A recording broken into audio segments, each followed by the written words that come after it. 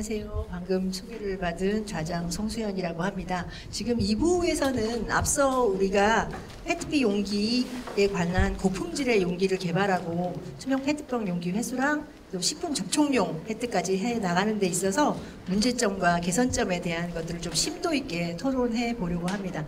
앞서서 지금 네 분의 패널들은 토론회에서 앞에 연사로 말씀을 해주셨고, 지금 여기 보시면 네 분의 새로운 패널들이 계세요. 그 네 분의 패널들 중에 이제 오른쪽부터 왼쪽부터네요. 왼쪽부터 이제 앞서 말씀을 못 하셨던 분들 중심으로 해서 한 짧게 지금 오늘 발제에 대한 부분들에 대한 의견, 그리고 약간의 사업 소개해 주시면 감사하겠습니다. 건배계 대표님부터 할까요? 예, 안녕하십니까. 저는 주식회사 건백의 대표이사 박경택입니다. 저희 회사는 48년째 PET 리사이클 단섬유를 생산하고 있는 업체고, 과거에는 이제 여러분 아시다시피 이제 인형이나 그 가구용에 들어가는 충전재 위주로 생산을 하다가, 최근에는 이제 페트병의 어떤 품질이 올라가면서 저희도 이거를 활용을 해서 의료용 방적사라든지 오리트를 대체할 수 있는 비건 패딩 소재라든지, 그리고 다양한 기능성 섬유, 그리고 또 촬영용 흡음재 등의 어떤 용도로 다양하게 개발을 하고 있습니다. 오늘 주제가 어떤 그 페트병을 재활용해서 이제 바틀 투 바틀로 가는 주제인데, 저희가 생산하는 업종은 이제 바틀이 아니고 이 단섬유라서 어떤 오늘의 주제와는 조금 동떨어진 부분이 있을 수 있겠지만, 현장의 어떤 목소리도 저희가 좀 반영을 하고 싶어서 제가 이 자리에 나왔습니다. 감사합니다. 네, 슈퍼빈의 김정빈 대표님 한마디 해주세요. 네, 안녕하십니까. 저희 회사는 이제 창업한 지 8년 좀 안 됐고요.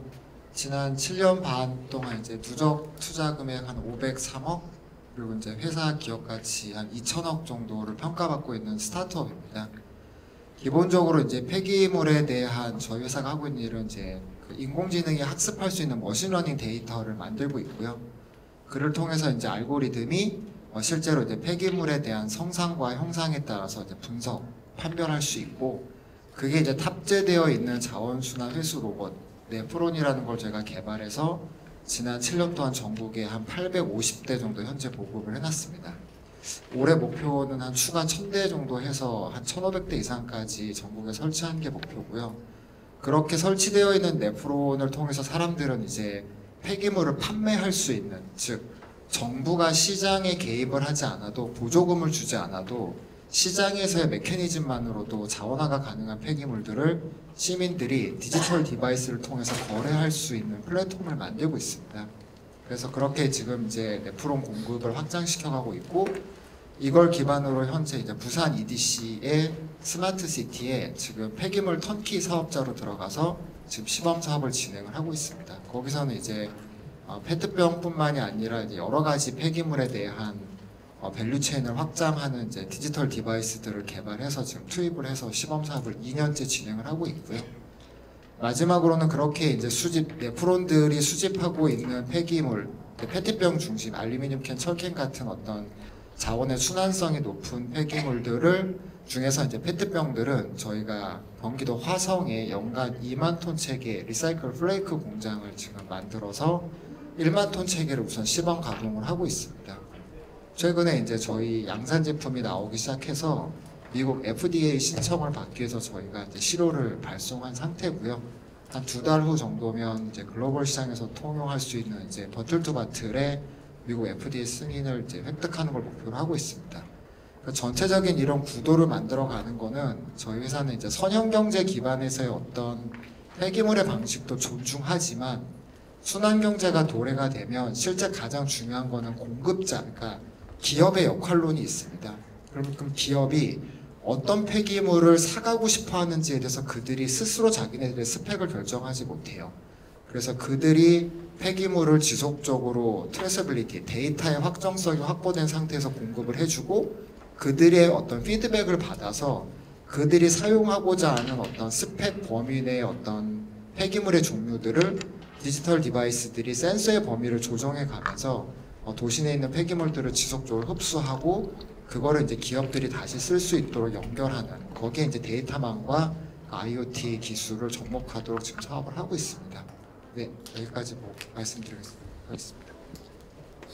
네, 세 번째 말씀 주실 분은 자원순환 포장기술원의 김성봉 원장님이십니다.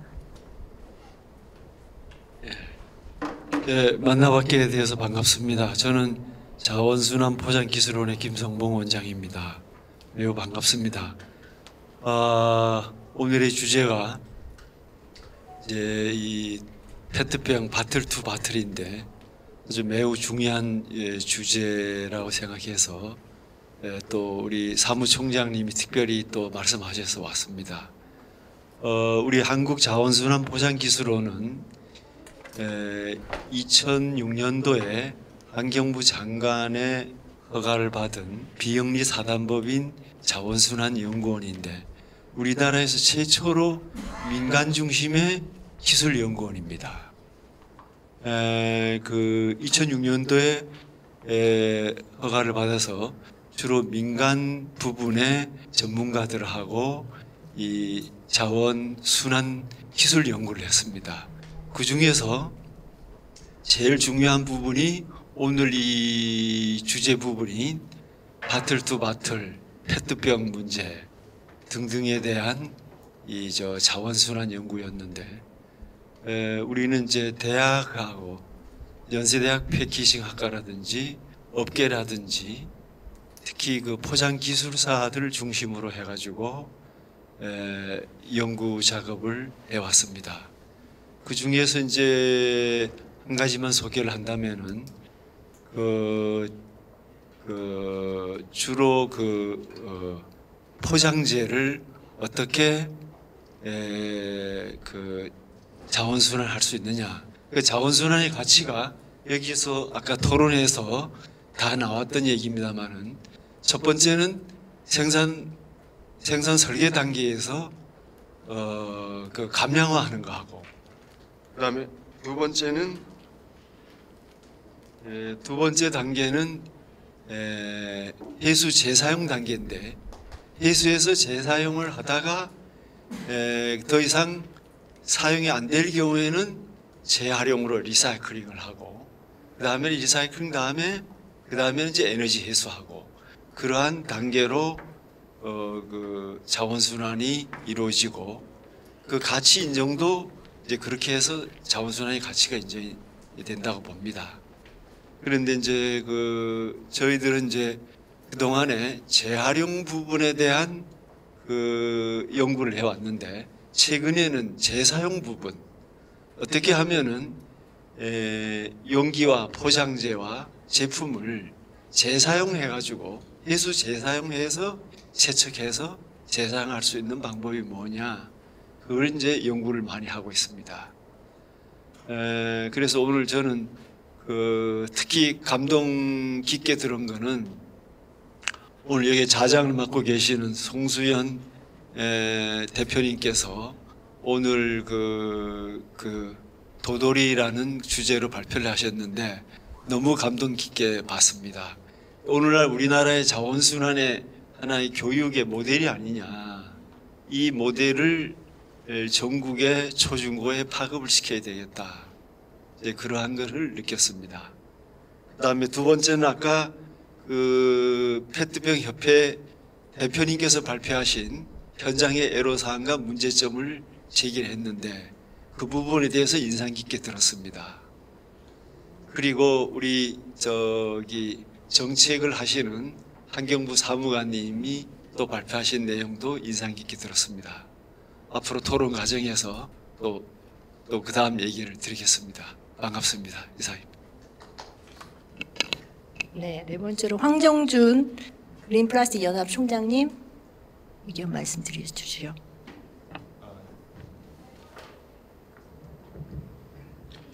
네, 그린플라스틱 연합의 황정준 총장입니다.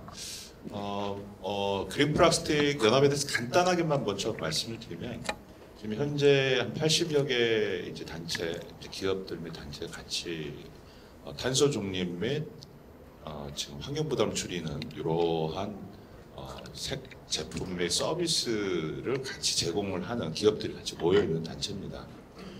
제일 큰 거의 목적은 이제 말씀드린 것처럼 이제 환경 부담을 줄이기 위한 탄소 중립과 폐플라스틱을 줄여가는, 또 그 영향성을 줄여가는 이런 부분에 있어서의 모든 활동을 하고 있고요. 제 큰 소재적으로 보면 리사이클과 바이오 플라스틱에 대한 부분에 있어서 영역이 어떻게 보면은 그 부분을 활성화시키는 데 집중을 하고 있습니다. 그래서 그 일환에서 이제 리사이클 부분에 있어서 제일 이제 사회적인 화두가 되어지는 이제 페트 용기 부분에 대해서 지금 연합에서는 회수 체계 및 또 어떻게 보면은 지금 현재 체계에 있어서의 더 효율적으로 바꿀 수 있는 방법이 없을까? 이 부분에 대해서 회원사들과 관련된 기업들과 계속적으로 소통을 하고 또 새로운 방법을 찾고 시도하는 걸 계속 진행을 하고 있습니다. 이 과정 중에 새로운 부분이 만들어지고 더 체계적인 시스템이 이루어질 거라고 생각을 하고 있고요. 지금 옆에 계신 아까 전에도 말씀드렸던 디바이 풀모 같은 경우는 10여 년 전에 벌써 이제 리사이클 국내에서 고상중합이라는 설비를 놓고 유럽 쪽으로 수출하는 그런 형태를 좀 만들었었고요. 그다음에 20년 전에 코카콜라가 호주에서는 정부에서 페트 용기를 동일한 방식으로 프레이크를 고상을 해서 다시 압출해서 푸드 컨택용으로 쓸 수 있을 정도 품질을 만들어서 안 쓰면 안 되는 그런 법규가 각 지역별로 있었습니다. 벌써 20년 전에 했다는 거죠. 근데 이제 우리는 시작이란 말입니다. 그러면 가만히 생각해 보면 많이 늦었다. 이래 저는 자성을 해야 될 것 같고요. 그 부분에서 그래도 스피드업해 갈 수 있게끔 회원사들과 지금 오늘 여기 계신 이제 관련 분야 산업 전문가분들과 함께 이제 만들어 나가려고 합니다. 예, 이렇게 서두 발언 마치겠습니다. 감사합니다. 자, 오늘 이 자리는 페트병 용기에 대한 자원순환 체계들을 각각의 주체들, 기업들이 어떤 준비와 어떤 노력들을 하고 계신지, 과정화되고 있는지 잘 한 자리에서 듣게 돼서 제일 좋았고요.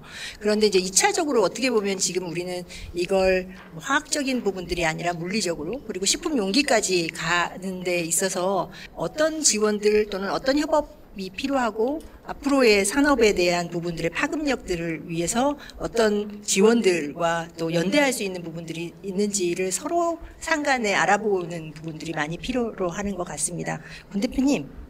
안녕하세요. 권 대표님은 혹시 아까도 이제 뒤에 가서 많이 말씀하시겠다고 하셨거든요. 만약에 지금 하고 계신 요 업들 중에 앞으로의 식품 용기 또 아까 뭐 환경부와 식품부와 서로 이제 분리되어 있는 부분들이 많이 어렵다고 말씀하셨는데 어떤 지원과 어떤 연대 있는 부분들로 생각하고 계신지 의견 말씀해 주시면 감사하겠습니다. 네, 저는 오늘 이 B2B 현황, 페트 재활용 현황이 어떻게 되는지, 정책이 어떻게 되는지 그런 거에 대해서 간략하게 말씀드리려고 나왔는데 지금 이 회의가 진행되면 될수록 제가 느끼기에는 이 페트가 지금 상당히 문제가 많은 걸로 인식이 되어 있는 것 같아서 좀 안타까운 면이 있습니다. 아까 건백 사장님께서 말씀하셨던 것처럼 이제 이 플라스틱을 일반인들이 오해하는 것 중에 하나가 플라스틱은 제가 이제 주민들하고 얘기를 해보면 플라스틱은 그냥 플라스틱을 녹이면 다 플라스틱으로 재활용이 되는 줄 알더라고요. 그러니까 플라스틱을 잘 내놓으면 플라스틱이 되는 줄 아는데 PET하고 위에 뚜껑 부분하고 같은 경우에는 이게 완전히 이제 다 어떻게 보면은 극단적으로 얘기하면 철하고 종이하고 다르듯이 다릅니다. 섞여서는 절대로 재활용이 될 수 없는 물질들입니다. 그래서 그렇다 보니까 그런 특성, 근데 이제 PP하고 요 라벨 부분, PP하고 PE 같은 경우는 어느 정도 호환이 되고, 그렇다 보니까 PP는 굉장히 PET는 굉장히 고순도를 요구했기 때문에 이게 한 30년 동안 계속 발전을 거듭해왔습니다. 그러다 보니까 자본 집약적이 되고, 그러다 보니까 이게 이 순도가 높은 물질을 해서 고급화를 해서 팔면은 PET 같은 경우에는 제가 2017년에 파리의 그 OECD에 제가 한번 찾아갔었어요. 환경국을. 찾아가니까 굉장히 반갑게 맞이하더라고요. 왜 반갑게 맞이하냐 그러니까 OECD 국가 중에서 이 PET 바틀 이 재활용을 70% 넘기는 국가가 세 군데 있습니다. 독일, 일본, 한국이 있는데 그 중에서 한국만 원료화되는 거를 통계로 잡습니다. 독일하고 일본은 수거된 거를 통계로 잡습니다. 실질적으로 한국이 세계 탑이에요. 이게 그러니까 부가가치도 있고 수거 체계도 30년에 걸쳐서 어느 정도 만들어지고 체계화가 되어 있기 때문에 PET는 지금 와서 고품질을 논하고 B2B를 논하고 그런 걸 논할 수가 있습니다. 그러니까 한마디로 PET는 지금 수거가 되고 재활용이 되는 데서는 전혀 문제가 없는 거죠. 그러면은 이제 이런 뭐 여기 좋으신 분들 뭐 다 이제 각 분야에서 어느 정도 위치에 계신 분들은 지금 이제 PET보다는 사실 제가 생각하기에는 PP나 PE 그 무게도 훨씬 많고 많이 나가는 필름류나 이런 거에 대해서 조금 더 심층 깊게 토론하시고 수거하는 체계를 어떻게 바꿔야 되느냐 이걸 토론하시는 게 사실은 맞다고 생각해요. 근데 이제 오늘은 주제가 이제 B2B이기 때문에 그래 아까 뭐 제가 이제 정책에 대해서 잠깐 말씀드렸는데 예전에는 이제 90%가 안 되고 60%가 안 되기 때문에 그 FDA 승인을 받거나 이런 거에 문제가 많았지만 이제 92% 정도 이상 되면 저희가 이제 뭐 FDA 승인을 받거나 뭐 B2B로 하거나 섬유로 하는데 크게 지금은 문제가 없습니다 사실. 근데 이제 수거 체계나 이런 거에 대해서 지금 문제가 있는 것처럼 느껴지는 게 어떤 부분이냐면 정책이 만들어졌기 때문에 그래요. 만약에 투명 페트병 정책이 만들어지지 않고 식품 용기 전용 라인이 있고 그런 정책이 만들어져 있지 않다면 그냥 지금도 페트병은 지나가는 사람이 아마 마시다가 버리면 뒤에 가서 줄 서서 갈 정도로도 부족한 상황이고 우리나라에는 수거가 굉장히 잘 되는 상황이거든요. 그러니까 수거, 뭐 제품 판매 이런 거에서 문제가 되는 것이 아니라 그러니까 정책과 엇나가는 거죠. 그러니까 실질적으로 이런 체계를 해서 고품질 체계를 만들어줬는데 그 체계로 하면 돈을 많이 받을 수 있다 그러면 우리가 정책을 따라가요. 근데 그 정책하고 실제로 생산 활동을 해서 그거를 가지고 수익을 이루어지는 부분하고는 괴리가 있기 때문에 정책을 안 따라가도 우리는 그 수익을 낼 수 있기 때문에 정책하고 사실 제가 이래 다녀보면은 페트 회사 사장님들이 제가 한 24분 정도 계시는데 그분들하고 만나면 사실 그분들은 이 정책에 대해서 제일 신경을 안 써요. 여러분들이 훨씬 더 신경을 많이 쓰세요. 그러니까 그 정도로 이제 정책하고 실제는 괴리가 있고 페트는 어떻게 돼도 80% 90% 재활용이 항상 가능합니다.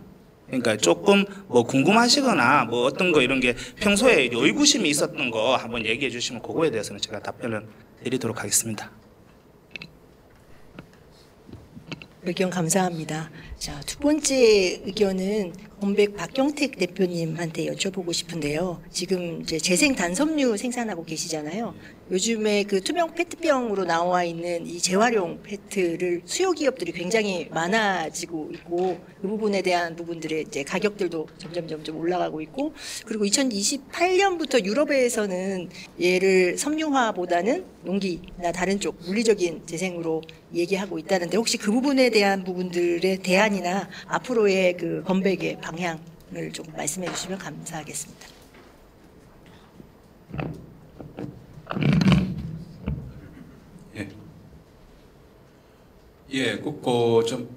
이 부분은 이제 저희 업계의 이제 어떤 생존과도 관련돼 있던 부분이라 참 저희들이 재작년부터 좀 그 민감한 부분입니다.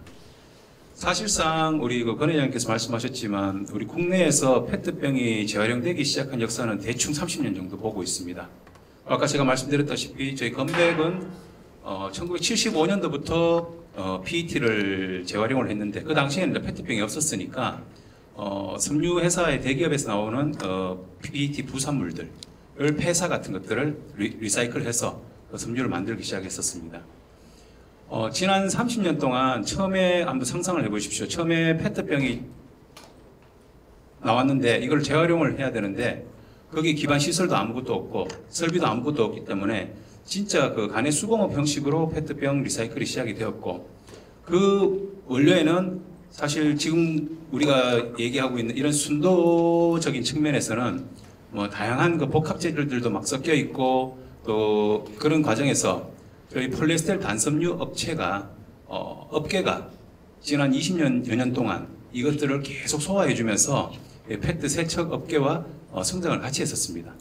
현재는 약 한 10여 년 전부터는 이제 이 페트 업계도 말씀드렸을 때 선별 장치라든지 이런 것들을 계속 업그레이드하면서 품질이 좋아졌고 그로 인해서 저희 단섬유 품질도 같이 개선이 됐었습니다. 그래서 그동안에는 저희가 신재를 대체하는 수준의 어떤 섬유를 지금 생산을 해서 아직도 저희가 생산하는 그 제품에 저희가 생산하는 게 60만 톤 정도 국내에서 단섬유가 생산이 되고 있는데 리사이클로 그 중에 상당 부분은 또 다시 해외로 수출이 되면서 또 국위 선양도 하고 외화 획득도 하고 있습니다.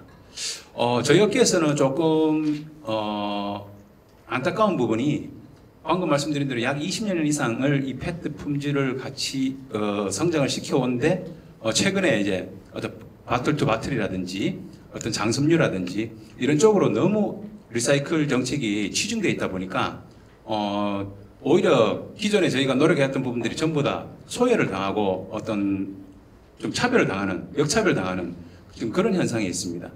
근데 우리가 그 모든 어떤 제품들이 다 등급이 있듯이 어떤 또 수준들이 있듯이 페트병을 리사이클을 하면 현재는 단섬유뿐만이 아니라 장섬유, 시트, 이제 그 식품 용기까지 이렇게 다양하게 적용이 되는데 모든 페트병을 다 리사이클해서 바툴로 다 갈 수 있겠느냐?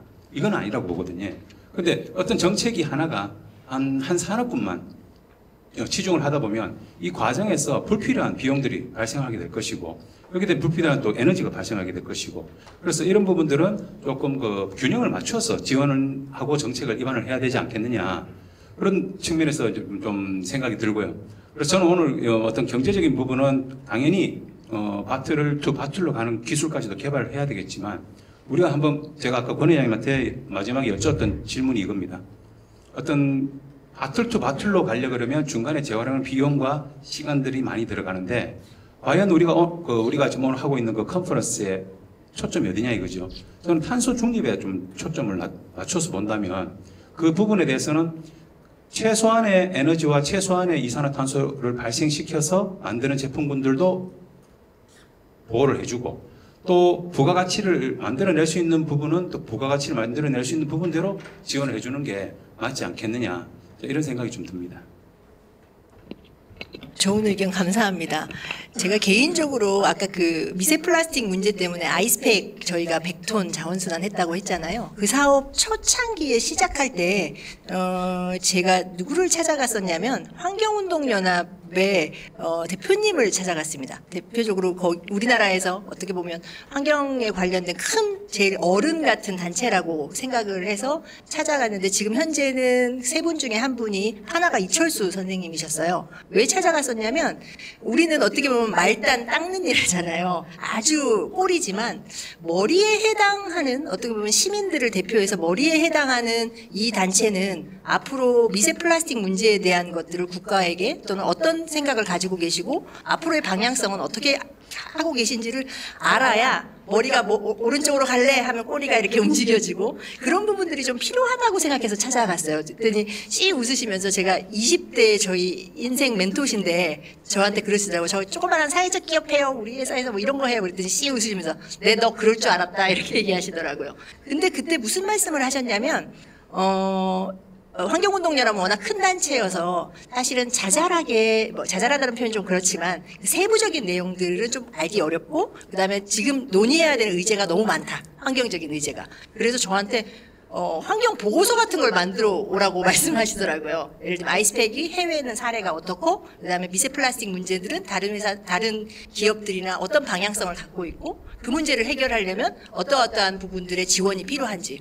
그래서 그것 때문에 되게 공부하다가 봤는데 오늘 일본 사례처럼 90년대 일본은 페트병을 주민들 입장에서 또 만들기부터 시작해서 얘를 어떻게 회수할 건가에 대한 부분들로 해서 우리나라나 해외에 재활용하고 있는 폐 부산물들을 팔면서 있었다는 거죠. 그래서 그런 걸 보고 약간은 뭐지? 라고 하는 생각들도 많이 들었고 그런데 오늘 이 자리에서 어떻게 보면 아까 각각의 주체들이 가지고 계시는 산업군들의 애로라든가 문제라든가 이런 것들을 우리가 같이 얘기하면서 해결해 나가도록 의제들을 좀 많이 꺼냈으면 좋겠습니다.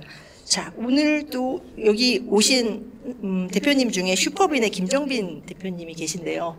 한편으로는 지금 네프론이라고 하는 그 기계가 주민들에게 가장 가깝고 어떻게 보면 X세대 내지는 이상의 요즘 MZ세대에게는 가장 편리한 거래를 하는 플라스틱을 거래할 수 있는 하나의 도구로 쓰인다고 생각해요. 그리고 가장 생산성 있게 어떻게 보면 비즈니스를 이어가고 있고. 근데 저는 약간 궁금한 게요. 생산성도 생산성인데 그 안에 우리가 보통 이 연대라고 하는 부분들 있잖아요. 이 큰 흐름의 순환을 하나를 가져갈 때 어떻게 보면 제일 첫 번째 가져가시는 분이 지금 어떻게 보면 그 길을 막 하나하나 만들어가고 계신데 요것들을 기존에 있는 재활용 사업하고 계시는 분들이나 산업군과 함께 어울리면서 가치까지 이렇게 좀 만들어갈 수 있도록 하시는 방향성에 대한 고려를 하고 계신지, 그리고 현재 하고 계시는 부분 중에 좀 어려운 점 또는 여기 있는 분들의 그 단체나 기업들한테 좀 이런 부분들은 좀 같이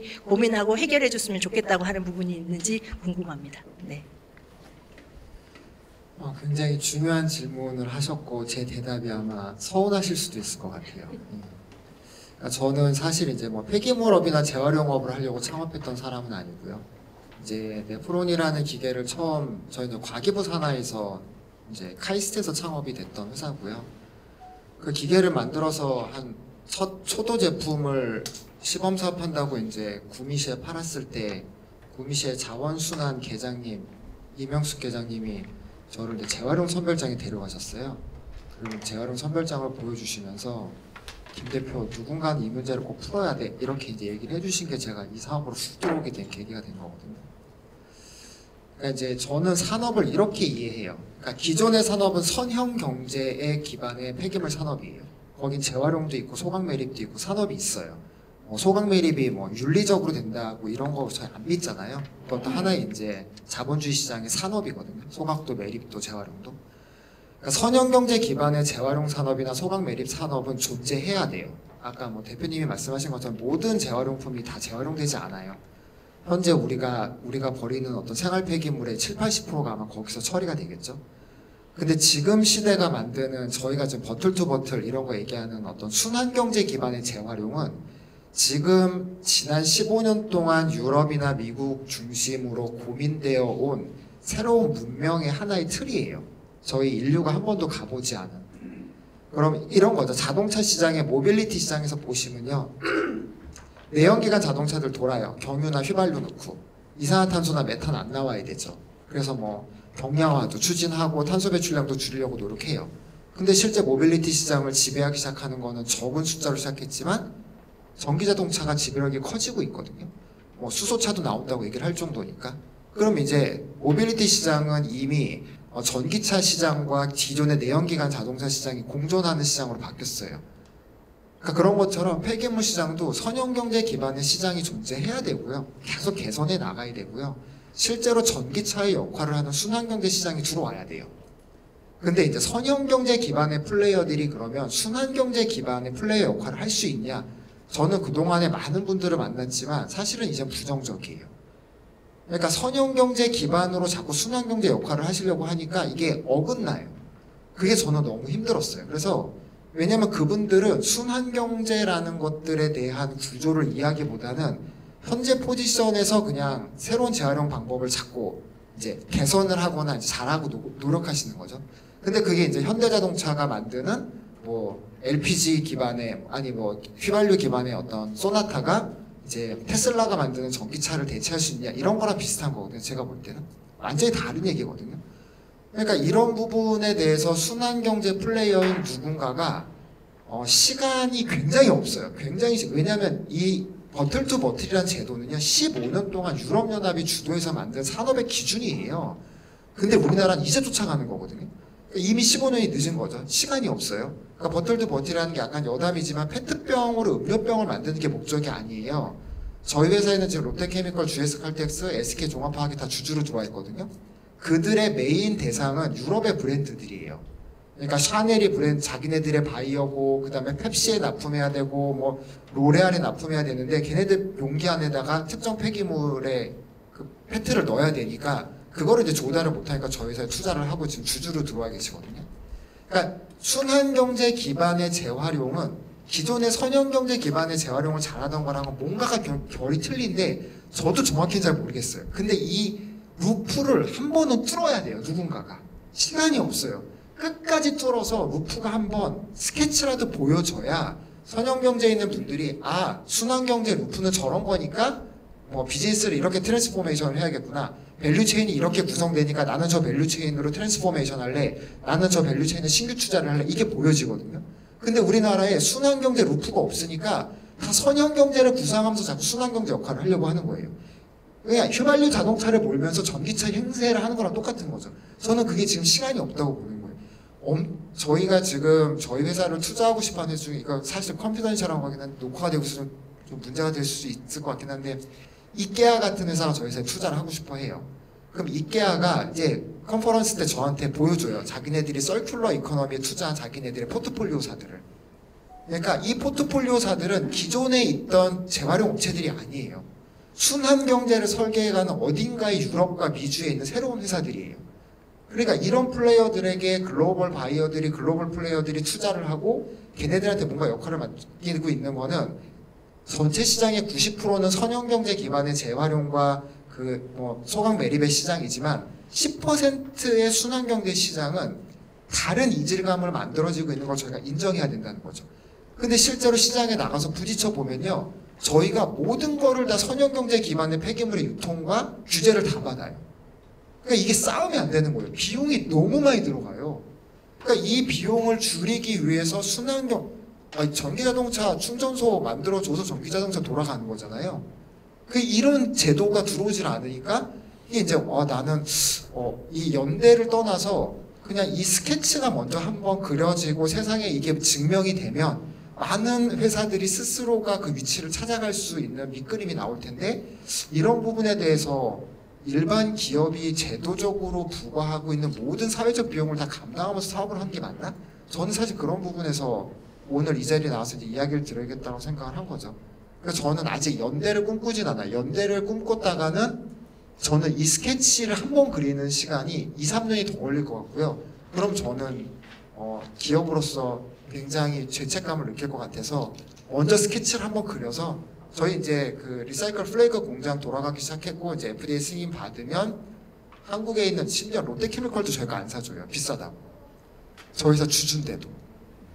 글로벌 가격이 있음에도 불구하고. 그러니까 저희는 전량을 다 글로벌로 엑스포트 할 거고요. 그 다음에 저희가 이제 아이언팩토리 순창이라고, 순창에는 저희 플레이크 공정, 연속 공정으로 펠리타이징 공정까지 해요. 이미 작년 여름에 발주 나갔고 올해 10월에 이제 들어오거든요, 장비가. 그럼 이제 저희가 11월, 12월부터는 이제 저희 100% 리사이클 펠릿으로 만든 이제 소재가 나오는 거죠. 그것도 저희는 전량 엑스포트를 할 거예요. 근데 이게 전체가 만들어지고 난 다음에 어느 정도 확보가 되면 이제 제가 연대를 제안할 거예요. 이런 데 와서 이런 역할 하실 수 있으세요? 저런 데서 저런 역할 하실 수 있으세요? 그리고 제안도 받을 거고. 근데 먼저는 그 루프를 한번 그려내는 게 저는 더 시급하다고 생각합니다. 네. 김종민 대표님의 말씀하실 때 이런 열정 뿜뿜 하시는 느낌이 어떻게 보면 가보지 않은 길을 처음 만들어가는 데 있어서 나는 뒤돌아볼 여유가 없어요. 옆을 볼 여유가 없어요 하면서 막 열심히 가시는 것 같아요. 그리고 또 하나는 저와의 공통점은 새로운 길을 만들면서 증명해보고자 하는 그 열정적인 생각들, 그런 것들이 되게 좀 동질감을 느꼈습니다. 앞으로 네프론과 도돌이가 방식은 좀 다르지만 각자의 방식대로 자기 길을 만들어 갔으면 좋겠습니다. 저는 그 황정준 총장님요, 사실은 저는 뭘 하다가 막히거나 뭔가 있으면 거의 무엇이든 물어보세요처럼 총장님한테 똑똑똑 두드리면 이거는 이 기업이랑 함께 하면 좋을 것 같아요 하고 거의 저희 도돌이의 큰아버님의 역할입니다. 보면 이제 총장님 같은 경우는 일단 기업의 각각의 애로들도 다 아시고, 그 다음에 환경부나 각각의 유관기관에 대한 부분들도 다 만나시잖아요. 오늘 있었던 각각의 토론에 대한 논의 중에 조금 총장님이 생각하시기에 조금 이런 부분들의 제안들, 좀 나은 선형경제가 아니라 순환경제로 갈 때 각각의 막혀있는 부분들에 대한 조금 필요로 하는 니즈들의 해결책? 뭐 해결책까지는 너무 좀 대단한 것 같고요. 그래서 좀 노하우? 또는 중간에 좀 긁어줄 수 있는, 가려운 곳을 긁어줄 수 있는 이야기들 좀 정리해서 주셨으면 감사합니다. 너무 좀 어려운 포괄적인 얘기를 갑자기 던져주시니까 당황스러운데요. 저는 방금 앞서서 김정인 대표님이나 송 대표님이나 이제 다 계실 때 선형과 순환 얘기를 하실 때 어떤 얘기 생각된 게 저 리사이클 사업품을 볼 때 이제 제가 이제 다른 리사이클업을 시작하시겠다는 기업들이나 이런 데 컨설팅을 한 적도 있습니다. 근데 항상 그때의 결과적으로 항상 얘기했던 건 뭐냐면 이거 연속성이 있느냐 이 사업은 뭐냐면 리사이클 사업이 어떤 ES 측면에서의 그러니까 환경과 사회적 문제 해결한다는 측면에서는 큰 기여가 있지만 결국 그게 연속적으로 가기 위해서는 수익성 부분이 안 나와주면 되게 어려워지는 것이다. 그러니까 보조금 사업만으로 하기에는 결국엔 세금만 들이면 되는 거잖아요. 어떻게 보면. 근데 그런 부분으로 해서는 앞으로의 이제 자원 순환의 어떤 서큘러 이코노미를 만들 수는 없다. 그러면 어느 한순간 그냥 스탑될 수 있다.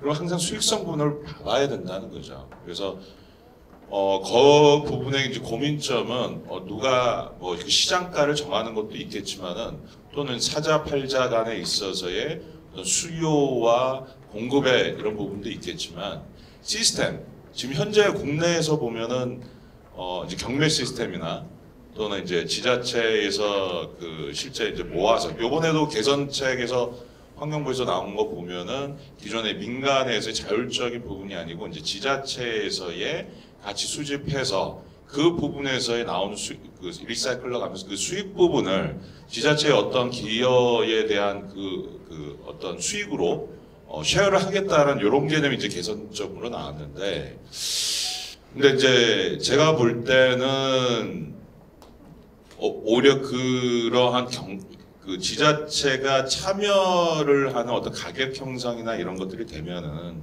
오히려 이렇게 가격의 그 안정성을 확보하지 못할 수 있다라는 생각이 좀 들 때가 있습니다. 그래서 지금 아까 전에 송 대표님 말씀을 하셨던 그 일본 사례를 저도 이제 봤는데요. 그 나카무라 신고라는 교수가 일본도 저희하고 시스템 비슷합니다.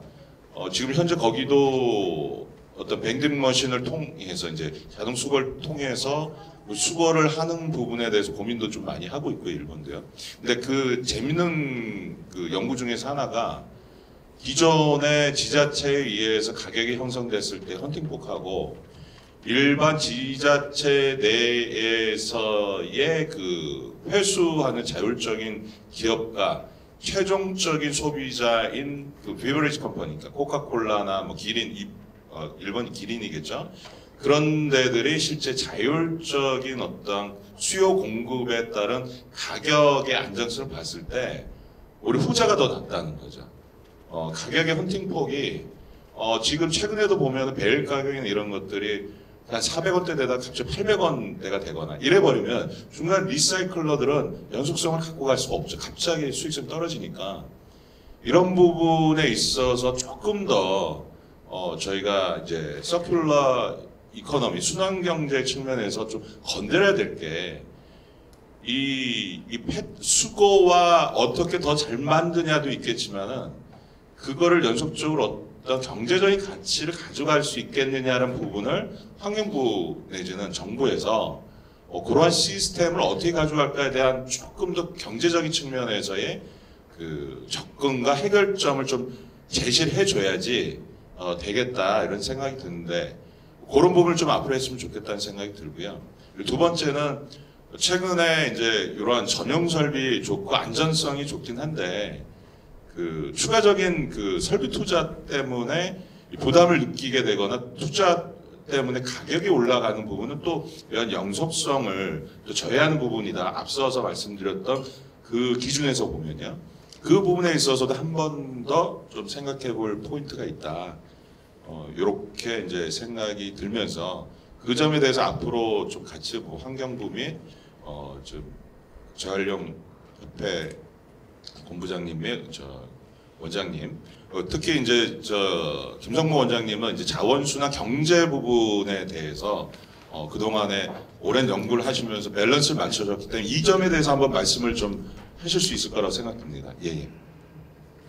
예, 이어서 제가 저 총장님이 문제 제기하고 지금 업계 두 분께 문제 제기한 부분에 대해서 저는 이제 그 말씀을 좀 드리는데 오늘 아마 환경부에서 오신 정책사무관님께서 나중에 종합 정리를 해 주시기를 기대하면서 제가 이제 먼저 얘기를 좀 풀겠습니다.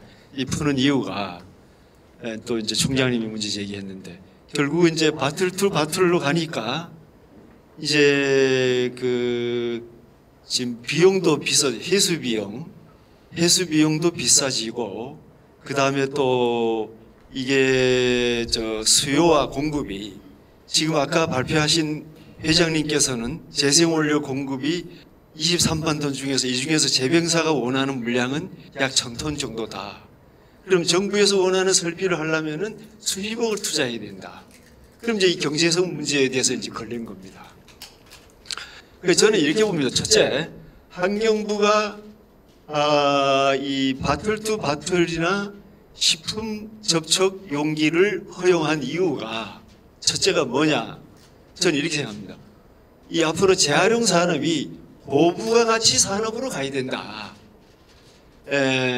뭐 기존에 보통 재활용하고 있는 시스템을 부정하는 게 아니라 단계적으로 이 재활용 산업을 고부가 가치 산업으로 가려면은 예를 들면은 페트병 같은 이런 바틀로 좀 가야 이 부가가치가 높을 게 아니냐.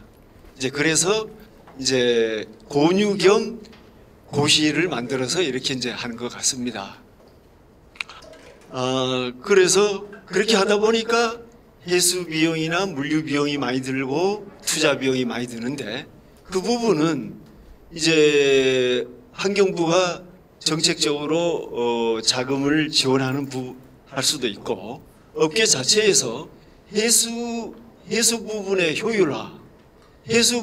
효율화를 어떻게 해서 해수 비용을 다운시키고 또 고순도로 만들기 위한 세척 비용을 다운시키고 이건 업계에 노력을 해서 이 선두주자가 되려면은 그 부분에서 그 노력을 해가지고 기술을 개발해가지고 해수와 세척 비용을 낮춰서 이 고부가치 산업으로 갈 수 있는 길을 업계에서 노력을 해야 된다.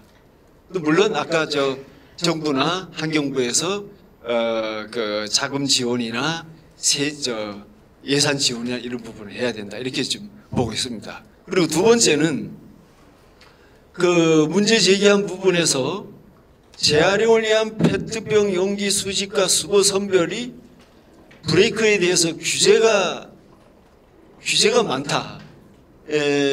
선진 외국은 칩에 대한 규제를 원료가 되는 칩에 대한 중점적인 규제만 하지 브레이크에 대한 규제를 별로 하지 않는다. 이렇게 이제 문제 제기를 했는데 이거는 이제 우리가 환경부 정책이나 그 앞으로 방향성을 보면은 우리 이번에 각 관련 법에서 자원순환 기본법에서 순환자원 인정제도라는 게 있는데 아까 우리 송 대표님도 제안을 했던데 그러면 이렇게 소비자들과 국민들이 노력해서 무색 페트병에 대한 분리수거를 많은 노력과 저걸 해서 이제 분리 선별을 해놨는데 그러면 그 정도 되는 무색 페트병 수집 수준이라면은 순환 자원으로 인정해 줘 가지고 수집 운반 수거 선별에 대한 규제를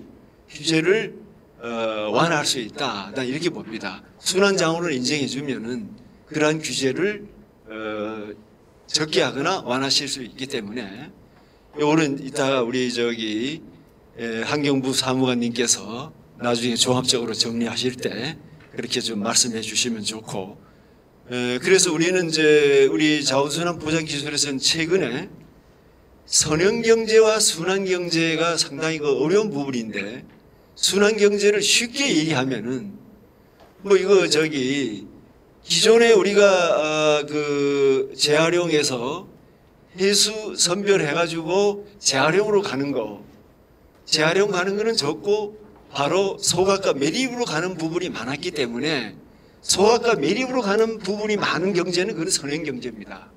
그러나 리사이클이나 리우스나 이렇게 고부가치 산업을 가는 거는 그거는 순환 경제로 가는 길이기 때문에 지금 우리나라 재활용 산업이 많이 발달이 돼 있고 여러분들이 전문가고 많은 노력을 했고 이만큼 수준이 굉장히 많은 수준에 올라와 있습니다.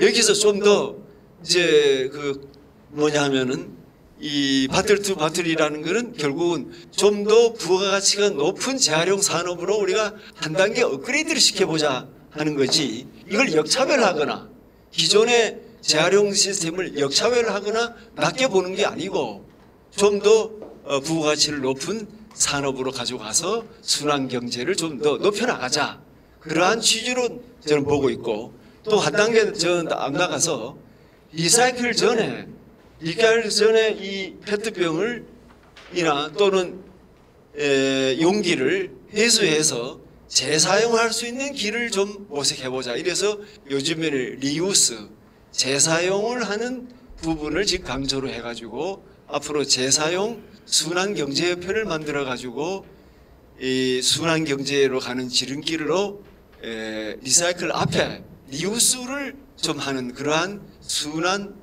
재사용 용기와 재사용 포장을 연구를 하자는 게 오늘날 우리 포장기술원에서 중점적으로 연구하고 있는 부분입니다. 이상입니다. 의견 감사드립니다.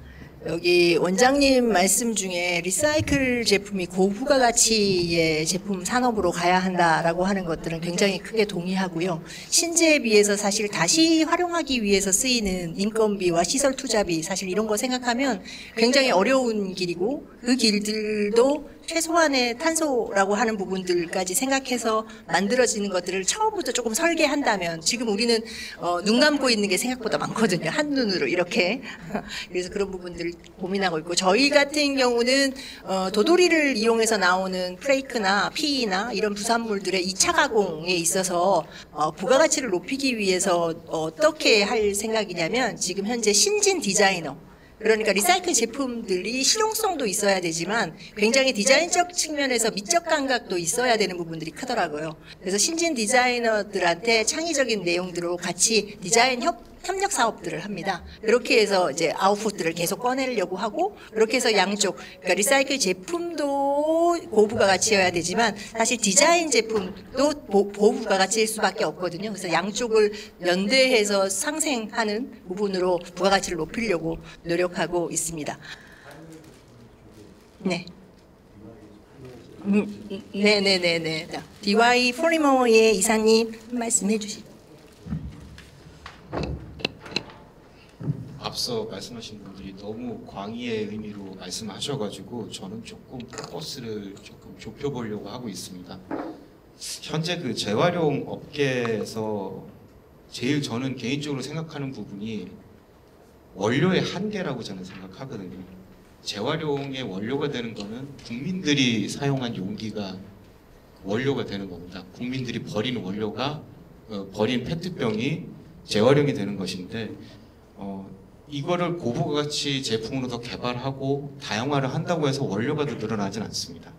결국엔 기존 플레이어에 더해서 요즘 최근 트렌드에 더해져가지고 고부가치 사업자들이 더 더해지게 되면은 공급량은 동일한데 수요량은 더 많아지고 그럼 자연스럽게 그 플레이크 가격은 올라갈 수밖에 없는 구조거든요. 결국에는 저희가 고민해야 될 부분은 아무리 비용을 효율화한다 하더라도 최종 제품에 전가되는 비용은 증가할 수밖에 없습니다. 저는 이거를 사회적 비용이라고 보고 있고 미래를 위한 재활용에 대한 투자는 결국 지금 세대의 어른들이 지불을 하고 그 이득은 후대의 아이들이 본다라고 생각을 하고 있어요. 약간 비슷한 예로 예전에 이제 쓰레기를 막 버릴 때 종량제 봉투 도입됐을 때 저희 부모님이 정권 욕을 엄청 하셨거든요. 쓰레기 버리는데 왜 봉투를 돈 주고 사야 되냐고. 근데 지금은 10여 년이 지나고 나서는 모든 국민들이 자연스럽게 지금 쓰고 있습니다. 저는 언젠간 재생 원료를 사용한 식품 용기도 비슷한 과정을 거쳐서 그렇게 될 거라고 생각을 하고 그리고 결국에는 이제 순환경제, 선형경제 이 부분은 사실 제가 감히 말씀드릴 부분은 아닌 것 같아요. 근데 아까 저희 권 대표님 말씀하신 것처럼 대한민국의 그 플라스틱 회수 시스템은 전 세계 탑티어라고 생각을 하고 있고 지금도 우리나라에서 제조된 플레이크는 유럽이나 미국에서 좋은 평가를 받고 있습니다. 그리고 약간 좀 그렇긴 하지만 DY 플레이머 제품도 현재 미국과 유럽에서 좋은 평가를 받고 있고요. 결국에는 이거는 새로운 시스템의 개발이라기보다는 현재 그 사업자들의 인식 전환을 통해서 어디에 더 중점을 두고서 플랫폼을 가져갈 것인가의 문제라고 생각을 하고 있습니다. 왜냐하면은 재활용의 원료가 되는 폐기물은 정해져 있거든요. 일단은 저도 딸아이가 2명이 있는데 항상 집에 갈 때마다 일회용품 많이 써라, 플라스틱을 많이 버려라, 그래야지 아빠가 재생을 할 수 있다 라고 얘기를 하고 있는데 약간은 지금 현재 패러독스적인 부분이 정부에서는 플라스틱 제품 사용을 줄이면서 사업자들에게는 재활용을 더 많이 써라 독려를 하고 있어요. 원료는 줄어들면서 더 많이 소비를 해라. 약간 EPR 제도도 그런 의미라고 보여지는데 이렇게 공급은 줄어들고 수요가 늘어나면은 사회적 비용은 증가할 수밖에 없고 아무리 그거를 공정 효율성을 통해서 가격 경쟁력을 갖춘다 하더라도 그 비용을 지불하는 거는 국민들이 될 수밖에 없습니다. 오히려 송 사장님 말씀대로 의식 교육과 국민들의 인식 전환을 통해서 이러한 증가된 사회적 비용을 국민들이 지불할 수 있는 토대를 마련하는 게 제일 중요한 것 같고요. 실제 사업자로서는 이거는 환경부 제도적인 부분이긴 한데 저는 개인적으로 제도적 장치는 반드시 필요하다고 생각합니다. 민간 주도로 가게 되면은 좋은 분들도 계시지만 악용하는 분들도 나와요. 민간 자율에 맡기게 되면은 인체 유해나 안정성에 대한 안정성을 답보할 수가 없습니다. 그래서 환경부든 식약처든 제도적 장치를 통해서 누군가는 책임을 지고 생산을 할 수 있게 그 책임을 강요를 해야 되는데 단지 지금은 작년에 이제 처음 시행하다 보니까 실제 현업에 있는 그 사업자 입장에서는 굉장히 불합리하게 느껴지는 부분들이 있습니다. 이 부분은 아까 예로 들었던 그 종량제 봉투하고 마찬가지로 시간을 가지고 민관이 계속 소통을 해서 개선을 해 나간다면은 빠른 시일 안에 좀 정착할 수 있지 않을까 기대를 하고 있고요. 그래서 환경부 사무관님의 그 아량과 이해를 좀 요청드리는 바이기도 합니다. 예, 이상 그냥 간단하게 말씀드리겠습니다. 네, 의견 감사합니다. 서윤영 사무관님 들으셨죠? 네. 네.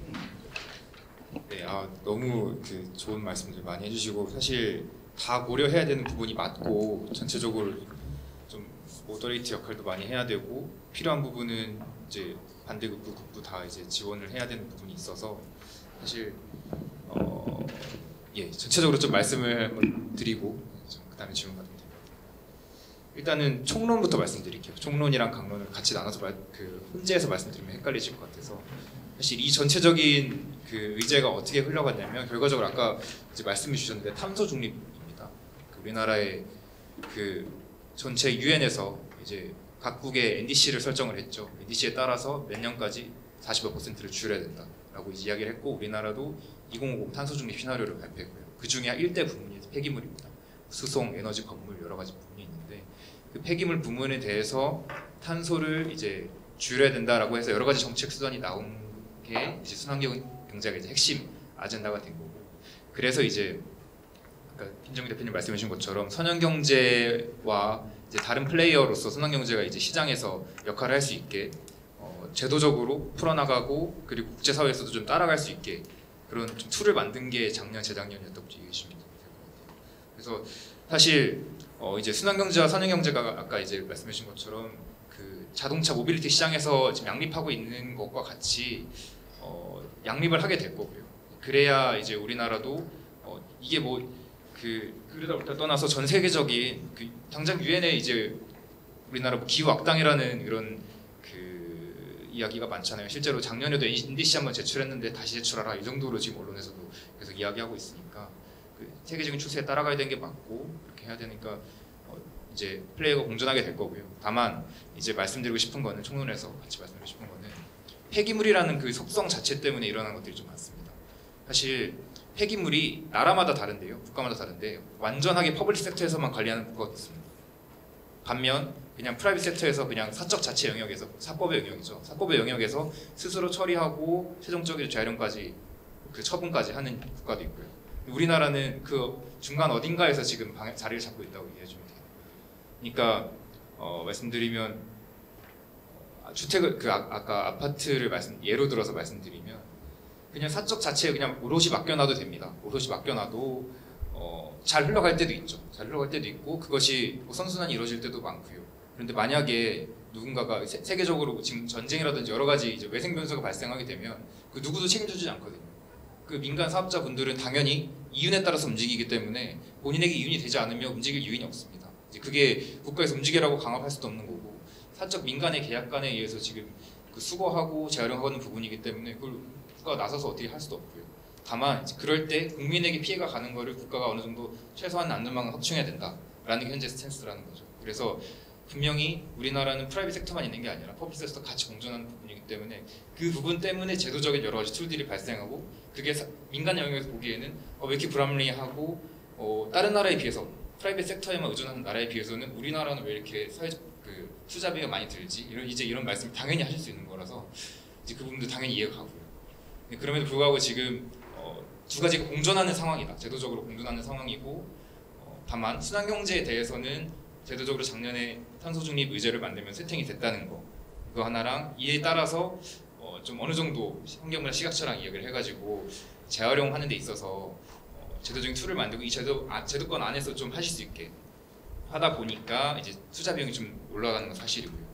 다만 이제 여기서 이제 강론으로 말씀드리면 이런 총론에서 탄소 중립과 폐기물의 뭐 이제 그 공익성과 사익성 이런 거 이제 떠나서 실제로 굴러가야 되는 게 맞잖아요.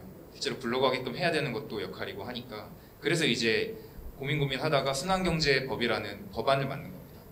양당이 이제 작년부터 계속 논의를 해서 그럼에도 불구하고 폐기물의 영역에서 아예 벗어날 수 있는 건 없을까? 그러니까 예를 들어 폐지 고체 회포장재 중에 이제 플라스틱이 대표적인 게 되겠죠. 그 깨끗하게 모인 투명 페트병과 같은 경우에는 충분히 이거는 폐기물의 영역에서 벗어나서 그러니까 제품으로서의 그냥 가치를 가질 수 있게끔 하자라는 이제 그런 담론이 계속 형성이 됐고 그래서 이제 순환 자원이라는 인증고시 제도를 통해서 어느 정도의 안정성이 갖춰지고 그리고 이게 시장에서 잘 돌아갈 수 있겠다고 하면 폐기물 관리법, 자원 재활용법 같은 여러 가지 법령들의 그 툴에서 완전히 벗어나서 그냥 오롯이 움직일 수 있게끔 하는 게 지금 현재 그 좀 보완책으로 지금 드라이빙 걸고 있는 거고요. 다만 좀 늦는다는 표현을 많이 해주셨는데 사실 저희도 좀 답답합니다. 이게 법령이라는 게 이제 국가마다 다르겠지만 뭐 그 유예 기간 6개월, 1년 뭐 이런 게 있지 않습니까? 그런 툴을 아예 무시하고 즉시 시행으로 하기에는 굉장히 리스크가 많아서 이제 법안이 작년 12월 28일에 통과됐고 올해 말까지 이제 하위 법령을 마련하는 기간이라서 올해 안에 충분히 세팅이 된다면 순환자원 인증고시로 예를 들어 페트가 딱 이제 명문화가 되면 그 다음부터는 뭐 배출 그 다음 단계부터는 폐기물의 지위를 아예 상실하는 거죠. 상실하는 게 좋은 의미니까요. 프라이빗 섹터 계신 분들은 좋은 의미니까 이렇게 좀 흘러가는 게 좀 바람직한 방향이 아닐까. 그러면서 동시에 순환경제와 성경제 플레이어분들이 같이 공존할 수 있게끔 하는 게 좀 바람직한 방향이 아닐까 생각을 합니다. 이제 조금 더 강론으로 들어가면 이제 수거 아까 말씀해 주셨는데 현대용 대표님께서도 말씀해 주셨는데 사실 그 투명 페트병에 대한 포션이 그 점점 늘어나고 있습니다. 늘어나고 있고 작년 그 통계를 보면 음료 생수 투명 페트병이 약 한 54% 정도 되고요.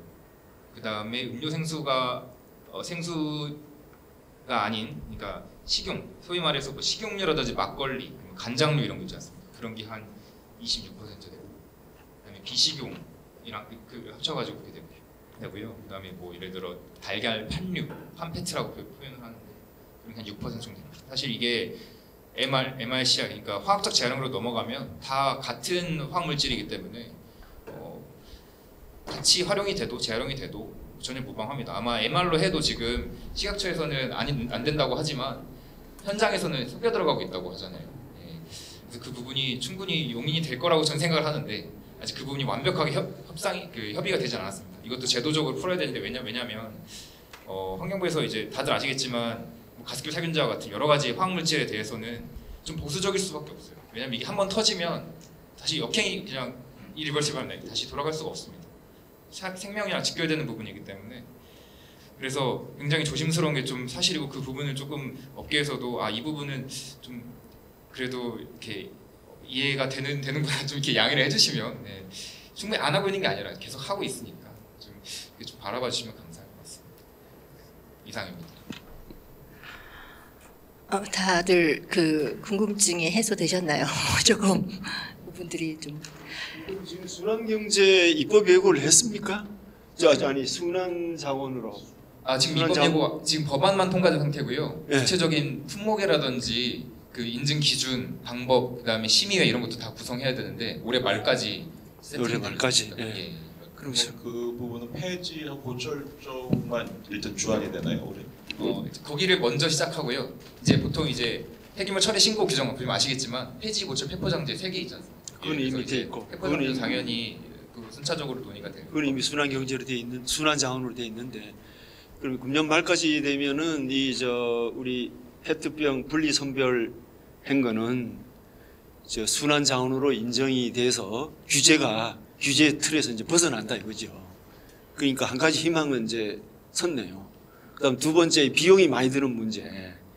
이 해수 비용, 그다음에 세척 비용, 투자 비용에 대해서는 지금 어떻게 우리 사무관님 그 정책 방향을 어떻게 잡고 계시는지.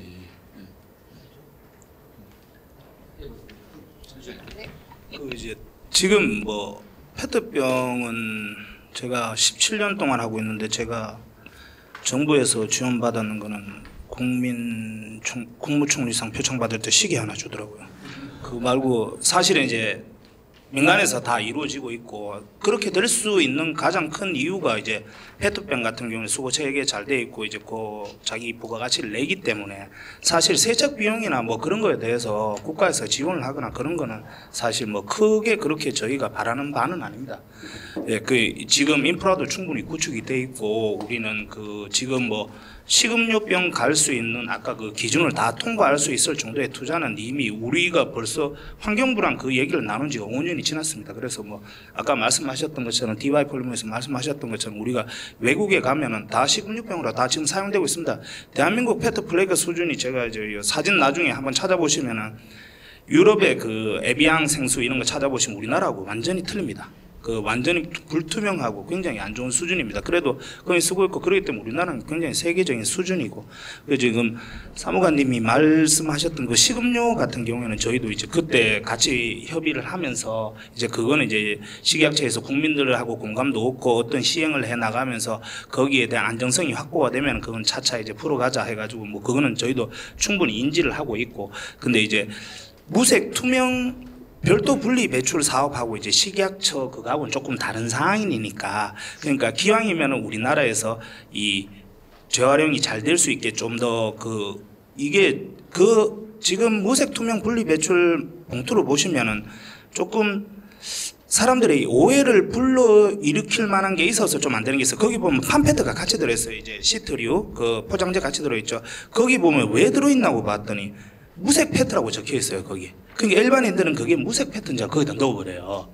그러니까 그런 것처럼 지금은 그리고 이제 뭐 무색 페트병에만 라벨을 떼고 넣어야 되는 줄 알아요.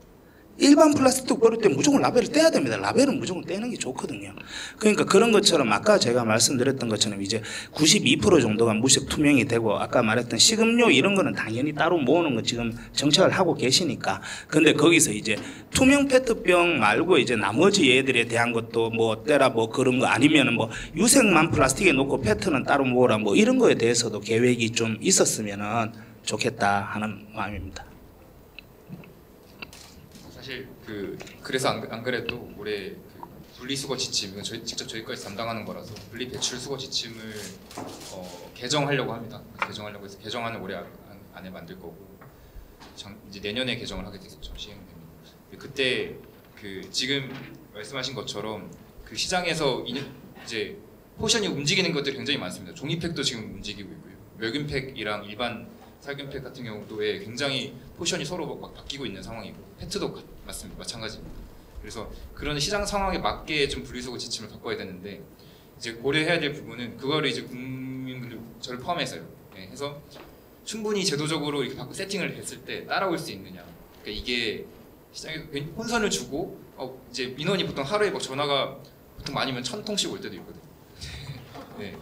그러면은 이제 업무를 아예 못하는 마비 상황이 됩니다. 이제 그런 식으로 이제 혼란이 없이 어떻게 하면 현장에서 굴러갈 수 있게 하느냐 이게 관건입니다. 그래서 식약청 협의만 된다면 그런 현재 페트병에서 말씀하신 것처럼 뭐 포션이 낮은 유색이나 뭐 이런 거 낮은 거 외에는 다 그냥 일괄로 버릴 수 있게 하는 게 굉장히 바람직하겠죠. 그 부분은 올해 안에 지금 관련된 과 이제 담당 옆에 있는 과인데 거기랑 같이 지금 시작처럼 협의를 해서 충분히 풀어 나갈 수 있다고 생각합니다.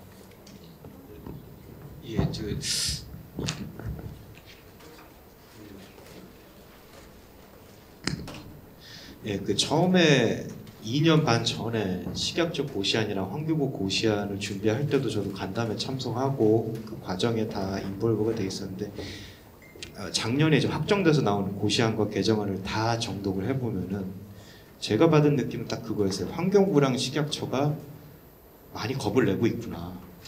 안 하던 걸 하다 보니까 혹시나 국민들이 재생원료를 쓴 식품용기를 먹었다가 잘못되면 어떡할까 이런 걱정을 되게 많이 하신 게 보여집니다. 법안에서도. 왜냐면 현재 DY 폴리머는 미국이랑 유럽에 이제 식품용기로서 재생원료를 수출을 하는데 굉장히 타이트해요. 유럽이나 미국 대비해서. 아마 전 세계 최초일 겁니다. 대한민국 이렇게까지 제재를 하는 거는. 그러니까 조금은 이제 환경부에서 업계 목소리를 들으시고 용기를 가지셔야 되지 않을까. 그리고 저희 DY 폴리머도 DY 폴리머적으로도 여러 가지 연구 개발을 통해서 일반 플레이크와 별도 분리 배출된 플레이크가 유변학적으로 그리고 인체 유해적으로도 안전하다는 걸 검증하려고 많이 노력을 하고 있습니다. 그래서 그거를 환경부에서 억셉트만 해준다고 하면은 저희 권도영 대표님께서 말씀하신 부분과 잘 결부해서 조금 더 독려하고 장려할 수 있지 않을까 그렇게 좀 기대하고 있습니다. 굉장히 뜨겁죠. 여기 아마 들으시는 분들도 와, 이렇게까지? 이런 것들. 참고로 저희는 네네네네. 지금 여기 같이 방청하신 선생님들 중에도 지금 이야기 들으시고 또 개인적인 의견도 있으실 거고 또 질문 사항들도 있으실 거예요. 혹시 질문 있으신 분 있으시면 한번 질문해 주시면 저희가 저는 환경에 대해서 관심 많은 50대 후반입니다.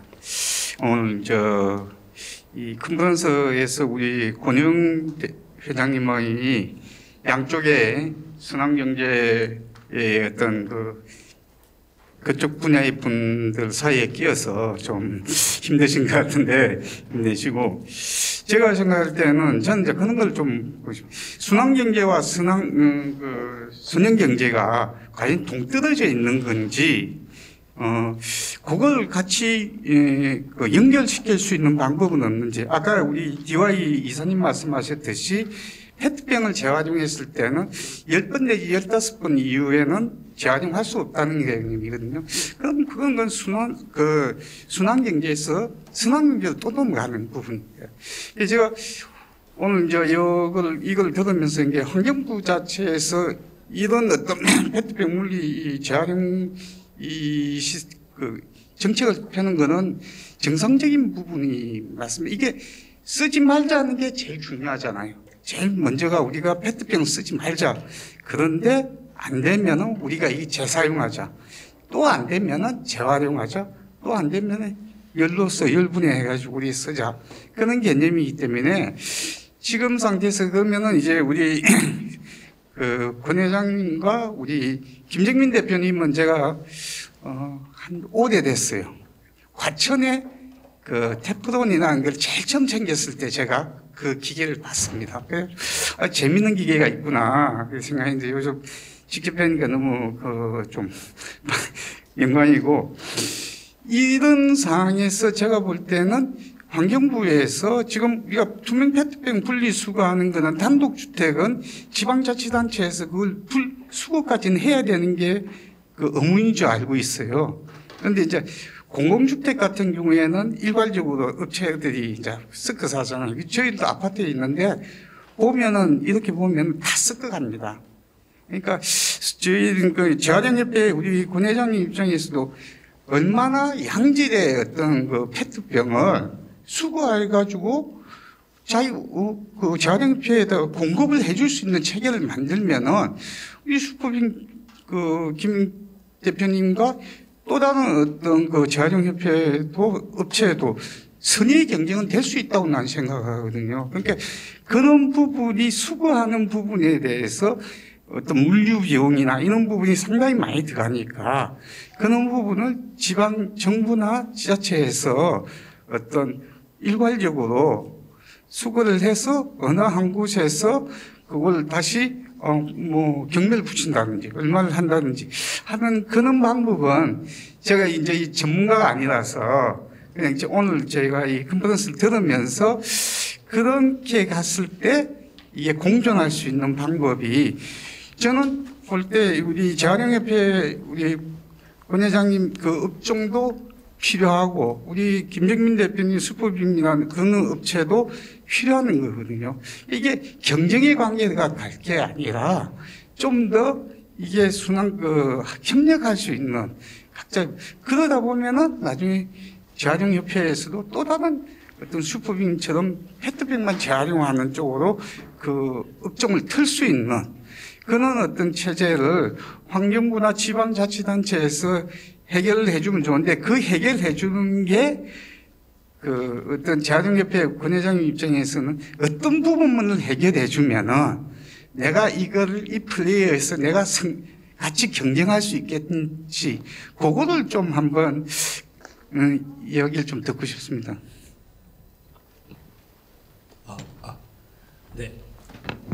네, 제가 잘 들었고 그 어떤 한 부분에 대해서는 좀 오해가 있으신 것 같은데 저기 뭐 슈퍼빈하고 저희하고 뭐 경쟁이거나 뭐 그게 이제 전혀 다른 업체가 아닙니다. 그냥 이제 슈퍼빈은 테프론이라는 걸 이용해서 수거하는 수거 체계가 다를 뿐이고 저희는 이제 기존에 있는 수거 체계를 할 뿐이지 그게 전혀 다른 회사는 아닙니다. 거의 똑같은 회사고 여기서 만들어내는 제품이나 저희가 만드는 제품이나 똑같고 지금 순환경제, 선형경제 그 얘기 많이 말씀하시는데 사실 이제 순환경제는 말 그대로 순환이겠죠. 이게 저희가 원료를 넣고 사이클을 만들어 돌아오는 거 선형경제는 그게 가서 데드엔드로 끝나는 거고 근데 저희는 그 중간재입니다. 저희는 집에서 내버려지고 있는 것들을 어떤 식으로 효율적으로 갖고 와서 적은 에너지로 가장 깨끗하게 만들어서 가장 좋은 제품을 만들어 놓습니다. B2B가 됐든 단섬유가 됐든 그걸 저희는 만들어 놓으면 그거를 사가져가는 엔드 유저가 어떻게 쓰느냐에 따라서 선형 경제가 되고 순환 경제가 되는 것이지 저희가 이거를 하고 슈퍼빈이 그 테프론을 써서 슈퍼빈은 순환 경제가 되고 우리는 옛날 방식을 처했기 때문에 우리는 선형 경제가 됩니다. 전혀 아닙니다. 슈퍼빈도 우리랑 똑같습니다. 수거하는 체계가 다를 뿐입니다.